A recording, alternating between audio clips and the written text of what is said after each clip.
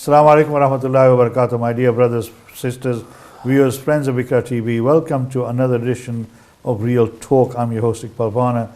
I keep coming into your homes every week on a Monday, invading your privacy. But I hope in doing so, I bring to you issues and people of interest to help you understand some of the challenges that we as a Muslim community are facing in this country and across the world, but also some of the issues that we feel are important, both in terms of increasing our knowledge and our ability to understand some of the challenges and how we can reflect on those challenges and what we can do as individuals and as a community. Today, I have somebody with me, who is the most influential, one of the most influential people that I've come across in the Islamic world in the UK, but also around the world as well. And I'm absolutely delighted to have Moulana Abdul Rahim Limbada Sahab, one of the foremost scholars in this country, studied in Darul Bari under the tutorship of Hazrat Moulana Mutala Sahab, a man for whom I had the highest of respect. May Allah grant him the highest place in Jannah and reward him for all the amazing work that he did in this country.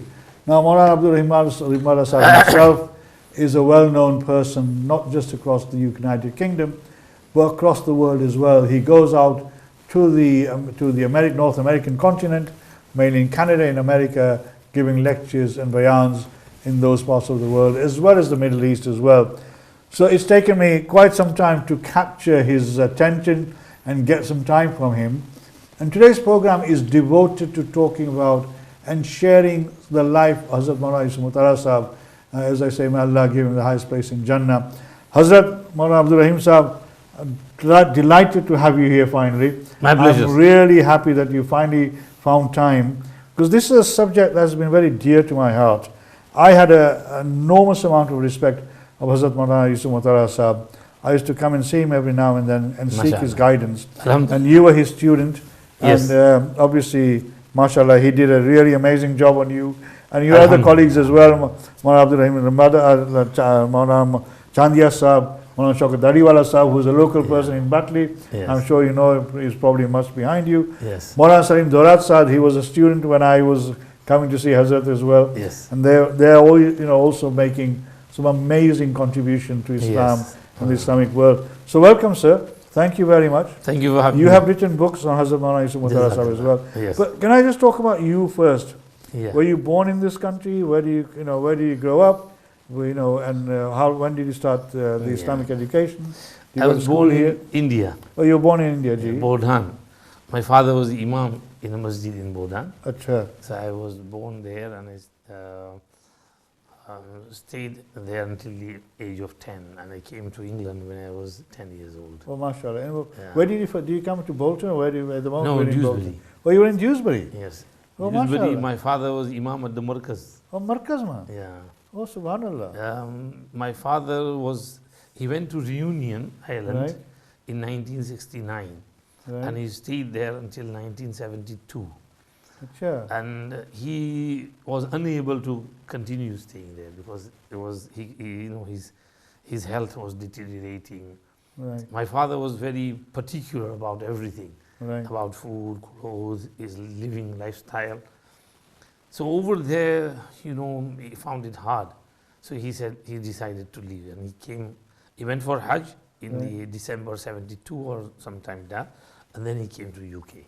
Well, So he was in Nuneaton, Achha. and Hafiz Hafiz Patel Sahab, Sahab yeah. was former Imam in Nuneaton Masjid. Exactly. So Hafiz Patel Sahab went to Reunion and he saw my father. My father led Salat and he liked his Qiraat. So Hafiz Sahab invited him to come to Savile Town, Dewsbury. Oh, mashallah. So at the end of 72, my father came to Dewsbury with Hafiz Patel Sahab. Right. Now there were already two imams in the old Markaz in Savile Grove. Savile Grove, yes. Moulana Yaqub Qasimi Sahab Ji. and Hafiz Patel Sahab. Ji. So the committee said, you already have two imams, you can't afford a third one. Right. So Hafiz Patel Sahab said, give him 50% of my wages. Oh, And you only have to pay 50% more. Right. So this is how Hafiz Patel Sahab took my father there. Achha, And then he was imam there until 1975. And then we came to England in October 1975. Oh, mashallah. Yeah. Now let me tell you to another connection then. Right. Two other connections. My nana right? Hafiz Abdul Qadir Karani Sahib, Uh-huh. he went to the Union in the late 50s and stayed there Right. till the 60s. Okay. And then he went back to India, Wow. right? And Hafiz Patel Sahib was my uncle. Right. And I used to live in his house in Maramotawaji. Uh-huh. I used to live in this house from Wow. 1968 to 69, Wow. right? So I was there with him, and I studied in the Several Grove Masjid, the Subhanallah. old markaz, as we used to know MashaAllah. it. Memories. Yeah, so there's two connections there, mashallah. Never realized that I have a lot of respect for him. I've always followed him, but I never realized we had these sort of connections as well. I knew he knew Hafiz Patel Sahib quite well. In fact, I think he's written a book on Hafiz Patel Sahib as well. And I've been Yes. saying to him, I want to do a program on my uncle Hafiz Patel Sahib, who made an enormous contribution to Islam and the Jamaat movement in this country and the whole West. That is a really fascinating. So you then came here at the age of 10. Yeah. You must have gone to school, Yeah. and then obviously you entered Darul Umbari at some Yeah. stage. Yes. And you how long were you there for? Yeah, I went to the local school for 3 years, Right. and then at the age of 13, in the second year of the secondary school, Hmm. I went to Darul Umbari. Right.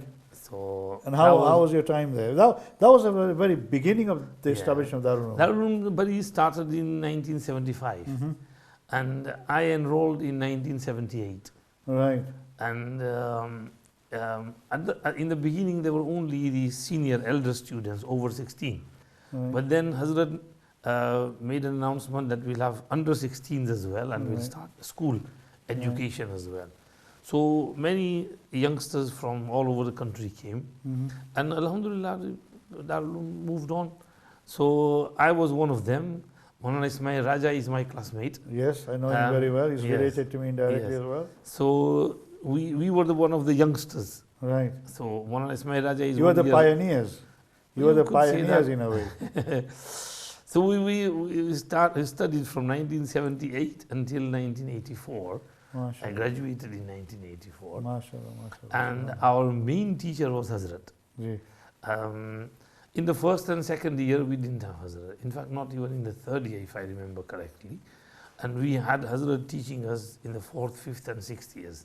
Right. Hazrat taught us Maqamatul Hadidi, Sabah Muallaqat, Hidayah Awwalain, Mukhtarat, and what do you call it? All these are Tarjuma all the Quran, very fundamental books. fundamental books. And Yeah. they are, Hazrat was very fascinated with Arabic language, linguistic, adab. And Right. all these kitabs of Maqamat, Mukhtarat, Sabah Muallaqat, of poetry, Right. adab. And Hazrat was an expert in the Arabic language, and he had a very good command over the Arabic poetry. So he taught us these kitabs, and that's the year we started studying seriously Right. under Hazrat. And Hazrat also focused full attention on us, Alhamdulillah. Allah reward Hazrat, elevate his ranks in Jannat. So Ameen, that ameen. was the year we started studying properly. Right. And then in the Mishkat year, if I remember correctly, Hazrat taught us Tahawi Sharif and part of Sharhul Aqaid. And then in the final year, Hazrat taught us Tirmizi Sharif Right. and Shamail Tirmizi. Sure. And how important were these kitabs Very important. in your studies? Yeah. And impact on your life? You know, Hazrat was a Ajib personality. Oh yes, tell me. Hazrat used to say the maqsad and aim of Darul Uloom is two things: ta'aleem and tarbiyat. MashaAllah. Ta'aleem, education. In education, Hazrat was very particular. And he used to focus on the proper ta'aleem, proper education, that each student was, like his own child. It's like a one-to-one. And he was a father figure with all the students, whether they are senior students, young students. Hazrat used to pay full attention to everyone. So this is in the education department. And tarbiyat means good upbringing, good nurturing. Yeah. So Hazrat nurtured us really well. I mean, amazing, his tawajjuh, his attention, and guiding us on the line of tasawwuf. He was a collection of everything. I mean, he had a very, huge foresight, vision. He was a man of vision. I, as I said before we started, Yeah. when I used to come and see him, sometimes I used to ring him on a Sunday, and I used to say, Hazrat, how are you? And he says, Iqbal Bhai, I'm on my own. If you want to come, just come and come. So I used to come and spend a couple of hours with him. MashaAllah. And I was absolutely, I mean, I was very young in those days. And I was blown away by his foresight Yes. and his vision for the future. Ajib, amazing foresight. Yeah, he had amazing foresight. We couldn't understand where everything he Hazrat told was me, going, but he was yeah. heading. And then we realized, oh, this is where Hazrat was going. Yeah, Let me give you an example. please. First thing is about this under 16 education. Ji. Hazrat made mashwara with those around him. One of them was Dr. Shahiruddin Alvi, Acha. Rahmatullah. He was a very good person. And he was here and he was connected to Hazrat. And Hazrat made mashwara and he said, you have to take under 16 students. But Hazrat said, for that we have to have the secular education along with the religious education. So you have to do that, otherwise you can't progress here. So Hazrat made mashwara with Hazrat Sheikh. And Hazrat Sheikh said, no, don't mix both educations. Acha. But our Hazrat looked at the local mashwara.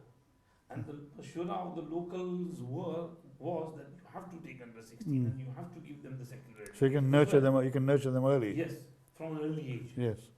So I remember once Hazrat saying that this is the first time I had to go against the mashwara of Hazrat Sheikh.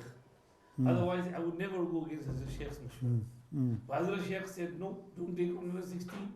But everyone here was saying, you must take under 16. So Hazrat made istikhara. And finally, Hazrat had to, go on that and take this mashwara. Acha. And he started the under 16 education.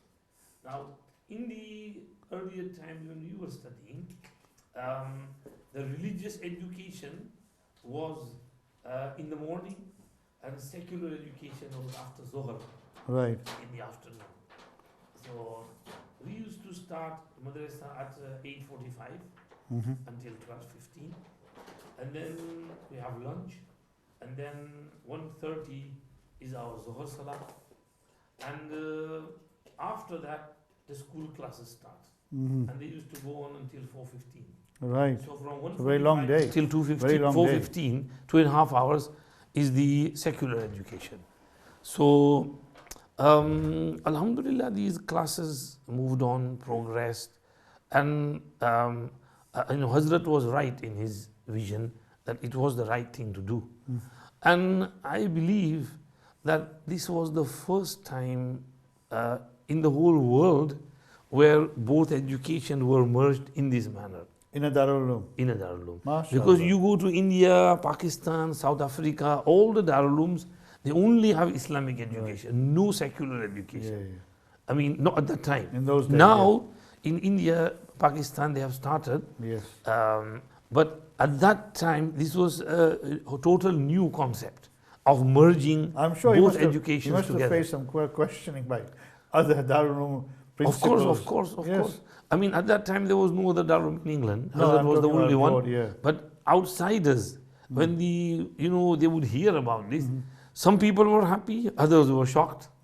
But Hazrat was Hazrat, and he had his vision. He said, we need to have this. Otherwise, if we wait for children to turn 16 and then they come to Islamic education, by that time, many of them might have drifted away from the deen. Yes.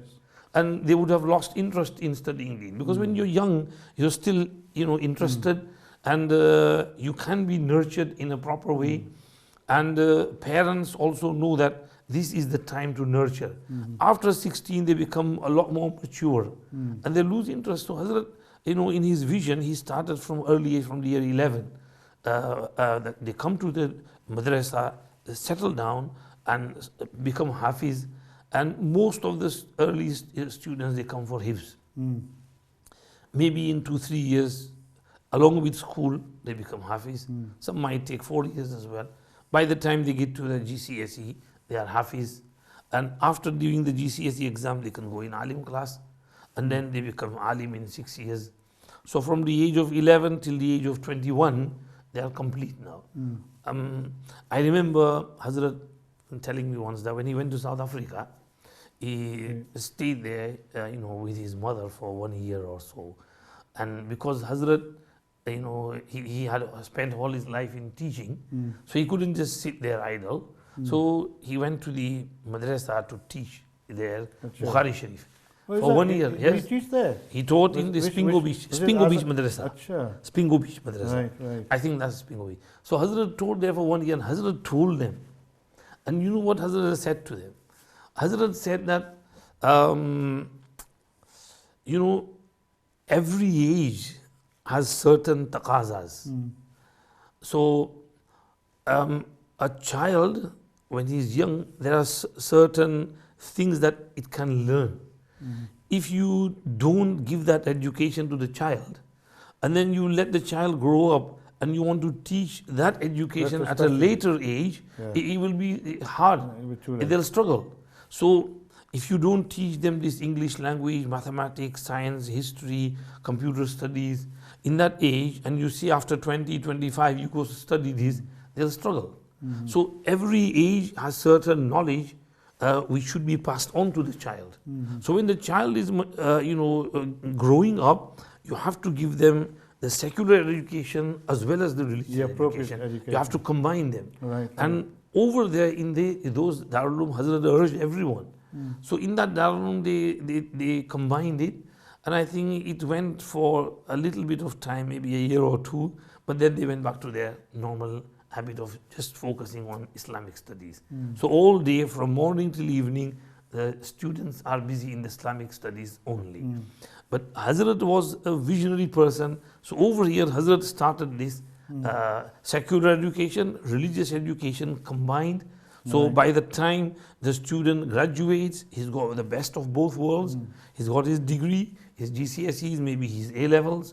Later on, Hazrat introduced A-levels as well. So A-levels, so they can go to university as well. And they are perfect, they are alim, they have their hijab, beard, and libas, and mentality, dini, zahniyat. And at the same time, they study in the college and uni as well. They can get the best of both. So this is one example. Several of them went on to actually this is the second example I'm going to give. First example was when Hazrat combined and merged secular education and religious education. And the second example is, whilst we were teaching, maybe late 90s, Hazrat urged our graduates to enroll in universities and get degrees. Yes. He said, not every one of you is going to be an imam in a masjid. Because masjids are, restricted. So there's imams there already. So you won't get the opportunity to do imamat. So you have to focus on this side as well. So get a degree and get a nice job, nice income for yourself, and at the same time serve the community. Do whatever you can and go in whichever field you want, whatever interests you have. So to the extent that Hazrat made some connection with the Preston University and then Westfield in Birmingham, if I remember correctly, and also Salford in Manchester University. I believe he did something with Cambridge as well. Cambridge as well, Yes. Some students study there as well. But that was in Islamic studies in Cambridge. Here is in the secular studies. So he said, go and become lawyers if you can. Go into media studies. So some went into media studies. They became, in media platforms as well. Or any field, lawyer, doctor, engineer, optician, whatever you want to become. One of the fields that where we needed Muslims was in the sign language. Because we have the less privileged among the society, and then there's no one to teach them the deen. So in this field, Hazrat, instructed some of our students, and they went to Preston Uni. They learned sign language. Sign language? Yes. I wasn't aware of that. Yes, and they helped those youngsters, bichara, who are deaf and dumb, who can't understand, and they don't know anything about deen. So they taught that community, people who were on the verge of leaving Islam or who had left Islam, they brought them back to deen and made them strong. I mean, this is the second example I wanted to give of Hazrat's vision. And Hazrat benefited not just Muslims, but the society as a whole, the community, the whole of Britain. I mean, one of the things intrigued, I remember when Darul Uloom Bari was established, and I came the first time, and I heard this, many people say, Why has he established a Darul Uloom completely in a remote, rural place where there's hardly a Muslim community? And people thought this is a mistake because everybody expects that it should be in the middle of a Muslim community where there's an Islamic environment, and therefore, the Islamic environment will make it Not easy. only that, Ji. I remember, Hazrat once mentioning that this person from foreign country, somewhere in Africa, he was one of our Asians, Indians, he had come to visit UK. So somebody brought him to that room and he looked around and he said, Moulana Sahab, what are you doing? If somebody wants to study Deen, they go to India, Pakistan, we have lots of madrasas in Gujarat and then in Deoband and Saharanpur. Over here, people come to study in Oxford and Cambridge. Who's going to come to study here Deen? And Hazrat replied by, our duty is to provide the facilities. Whoever wants to come will come. If people don't want to come, that's not our responsibility. Our responsibility is to provide the facility. Right. Then if Muslim community want to, take part, it's upon them. If they don't, then no problem. So there were people who tried to distract him as well. At the same time, there were mashayikh who came, like Moulana Ahmadullah Sahab, Sheikhul Hadith Randir, Mufti Abdul Rahim Lajpuri Sahab, and many other mashayikh, in his early days. Zakaria Sahab came. These I'm talking about early 73, Early 70s, yeah. 73, 74, 75. At that time, these Akabir, Maulana Yusuf bin Nuri also came. They took imtihan of the classes. Right. And Moulana Ahmadullah Sahab or Mufti Abdul Rahim Sahab, I think one of them said that I can see the noor of Quran and Hadith spreading from here. Subhanallah. This is long before Hazrat Sheikh came. Achha. Right? And obviously that has happened because, as I said in my introduction, many students who came out from Darul Uloom Bari are now spreading Deen, particularly in North America. Whenever I go to Canada and in North America where my daughter is, I go to most of the masjids, and what do you find? So the Imam of that masjid is a former student of Darul Uloom Bari. So we've been talking about Hazrat. Let me just, we're going to go for a short break. Inshallah we'll be back. And then we talk about Hazrat himself as a person, as an individual. So we're going to go for a break. Take care. Assalamu alaikum wa rahmatullahi wa barakatuh.